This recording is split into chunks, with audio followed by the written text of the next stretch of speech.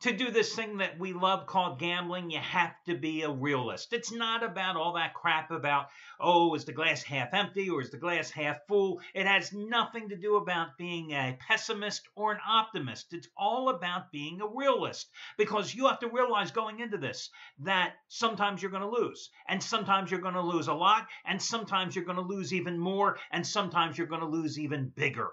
It's part of the game. It's what drives my philosophy that I never celebrate the wins nor lament the losses, because if you do, you might as well just get yourself on a mood elevator right now. You'll be on lithium the rest of your life. It just won't help. Again, you got to be a realist. Listen, guys, going into Wednesday's card, I had won 15 out of 19 days. That's a pretty nice streak, and I had made some good money.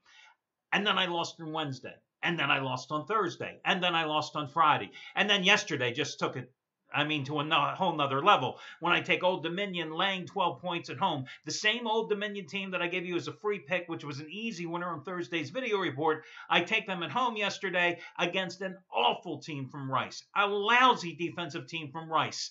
Rice is up like 13 points at halftime. Game, set, match. Old Dominion laying double digits, loses by 9. And you know what? It's just another loss. It's no bigger a loss and no worse of a loss than any of the other losses the 3 previous days. And I can't tell you and sit here and tell you honestly that I'm doing anything different. I'm handicapping the games. I'm looking at the games, and I feel I'm totally zeroed in and focused on the games, just like I was when I won 15 out of 19 days. Same way I've lost 4 straight days.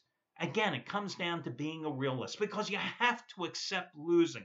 I think people that go to casinos, people that go to sports books, people that gamble like we do, who always expect to win, well, there's Santa Claus and the Easter Bunny in your corner too, I'm sure. Again, you got to be a realist. So listen, guys, not only did I lose with Old Dominion, hey, we're talking about losing, I might as well just pile it on here. Yesterday, how awful were the 3 free picks? Oklahoma loses outright. UAB loses outright after blowing a halftime lead. And then Ohio State doesn't win by enough at Rutgers. So let's try to remedy that situation here with a couple of complimentary plays that will hopefully get you on the right side of the fence here today. Although I got to be honest with you, it's not a great card for this Valentine's Day. But the first play I'm going to go with, I'm going to go against Arizona State at home. Now, I know Arizona State just beat USC for its 4th Pac-12 win of the season a couple of nights ago. But listen, Southern Cal is not the same team at home as it is on the road. At home, they average over 80 points a game. They're undefeated. On the road, this team doesn't put points on the board, and they often forget to play defense.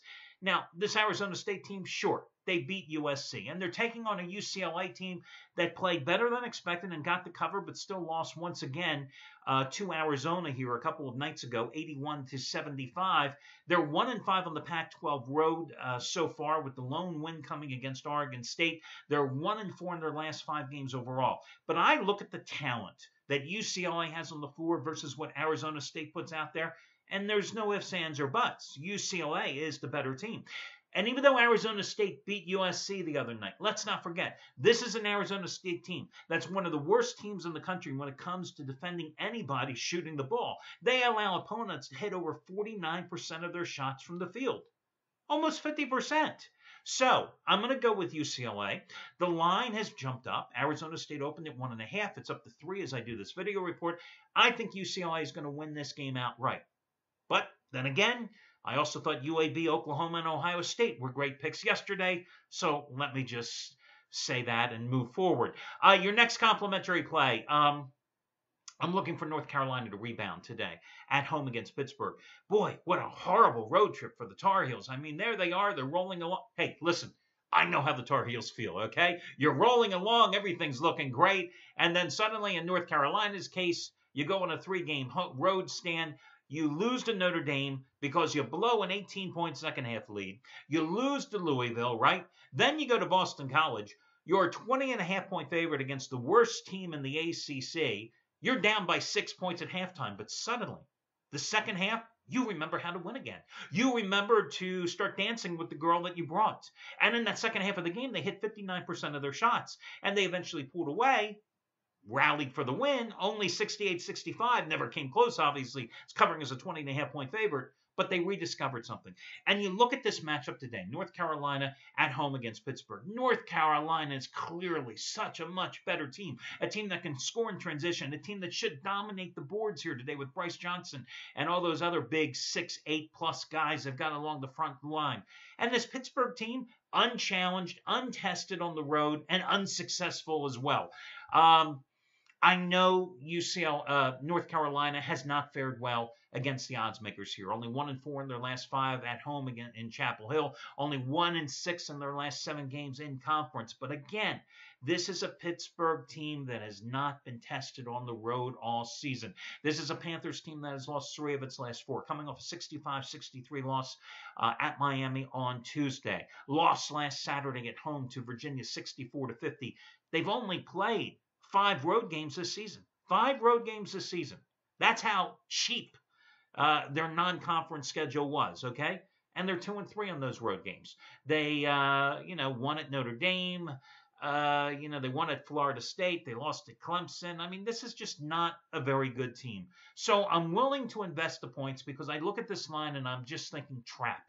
I'm just thinking that everybody's trying to suck you in to take Pittsburgh because North Carolina has had its problems here. But much like in the UCLA-Arizona State game, North Carolina on paper is clearly the superior team, clearly the better team, clearly the team that could win by double digits should it want to today. Now, no guarantees in gambling also. I say that all the time too. But I just have a hunch that North Carolina is to play today.